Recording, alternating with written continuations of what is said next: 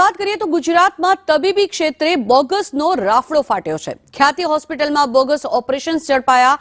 સુરતમાં આખી નકલી તબીબની હોસ્પિટલ ઝડપાઈ તો બનાસકાંઠામાં 3 બોગસ તબીબો ઝડપાયા છે। કમ્પાઉન્ડરમાંથી તબીબ બનેલા 3 લોકોને પણ ઝડપી પાડવામાં આવ્યા છે। લોકોના જીવ સાથે, લોકોના સ્વાસ્થ્ય સાથે ચેડા થતા હોય છે ત્યારે વારંવાર આ પ્રકારના અનેક ન્યૂઝ સામે આવે છે। ત્યારે સુરતમાં આખી નકલી તબીબની હોસ્પિટલને પણ ઝડપી પાડવામાં આવી છે અને જે લોકો કમ્પાઉન્ડર છે, જે બની બેઠેલા તબીબ છે તેવા લોકોને પણ ઝડપી પાડવામાં આવ્યા છે। વારંવાર આ પ્રકારના જે સમાચાર સામે આવે છે, આ પ્રકારની લોકોની પોલ ખુલતી હોય છે ત્યારે મહત્વનું છે કે લોકોના સ્વાસ્થ્ય સાથે સૌથી મોટા ચેડા અહીંયા કરવામાં આવે છે।